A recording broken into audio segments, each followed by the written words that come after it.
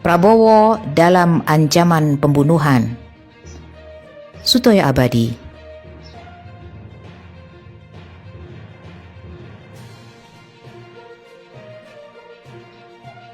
Dalam sejarah modern, pembunuhan politik mengambil dua motif utama, yaitu persaingan politik antar elit dan penyingkiran pemimpin politik yang tidak dikehendaki imperium besar. Cina memiliki pengalaman terkait tragedi pembunuhan berdarah dengan mentor Aidit pada tragedi G30 SPKI.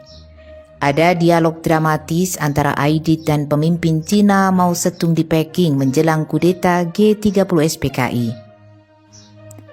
"Kamu harus bertindak cepat," kata Mao. Aidit menjawab, "Saya khawatir angkatan darat akan menjadi penghalang." Hening sejenak, kemudian Mao bersuara lantang, "Lakukan apa yang saya nasihatkan kepadamu. Habisi semua jenderal dan para perwira reaksioner dalam sekali pukul. Angkatan darat akan menjadi seekor naga yang tidak berkepala dan akan mengikutimu." "Itu berarti membunuh beberapa ratus perwira," ujar Aidit.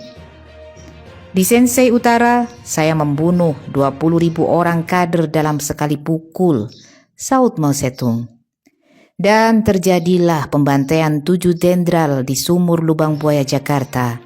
Di Cina sendiri, pembantaian Tiananmen pada 4 Juni 1989 merupakan tragedi berdarah terbesar di Cina. Beberapa sumber menyebutkan korban tewas akibat pembantaian Tiananmen mencapai 1.000 orang. Tanggal 1 April 2024, Xi Jinping memanggil Prabowo Subianto ketika sidang sengketa Pilpres masih berlangsung. Presiden Cina itu memberikan mandat kepada Prabowo untuk komitmen meneruskan kebijakan Jokowi. Saat itu Prabowo berjanji akan melanjutkan program troublemaker milik Jokowi. Xi Jinping sudah lama menyiapkan pengganti Jokowi harus tetap berhaluan komunis agar tetap bisa menguasai Indonesia tanpa perang fisik. Resiko politik yang harus ditanggung dan dihadapi Prabowo ada pada dua posisi: taat dan patuh kepada Xi Jinping dengan jaminan perlindungan, atau sebaliknya melawan dengan resiko akan dihabisi sesuai watak komunis. Sesuai rencana strategis politik Cina komunis menguasai Indonesia, Prabowo akan dikontrol oleh Xi Jinping. Diprediksi Prabowo menjabat presiden tidak akan sampai 5 tahun. Dengan catatan jika di tengah perjalanan Prabowo memberontak terhadap Xi Jinping, bisa jadi Prabowo dibuat sakit permanen bahkan diracun dengan bantuan para begundalnya yang saat ini sangat dekat dengan Prabowo. Cara licik pembunuhan dengan media racun sebagai alternatif yang cukup efektif. Teknisnya senyap, rapi, hingga menentukan waktu sasarannya akan mati, agar wapresnya lebih cepat naik tahta sebagai presiden.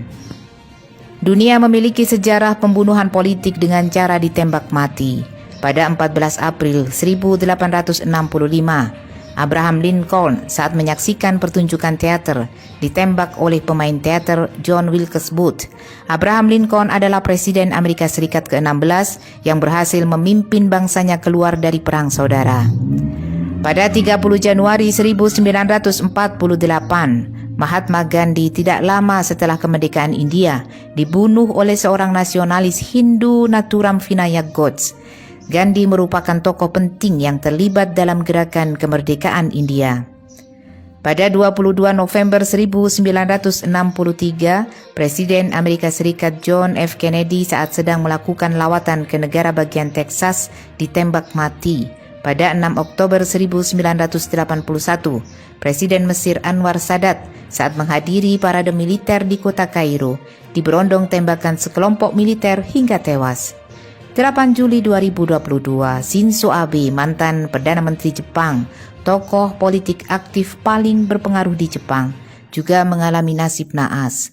Ia ditembak mati dari belakang oleh Yamagami. Karena itulah, pembunuhan politik di Indonesia tidak boleh terjadi lagi apapun alasannya. Upaya preventif harus ditingkatkan. Prabowo Subianto harus dilindungi dari strategi licik komunis. Not only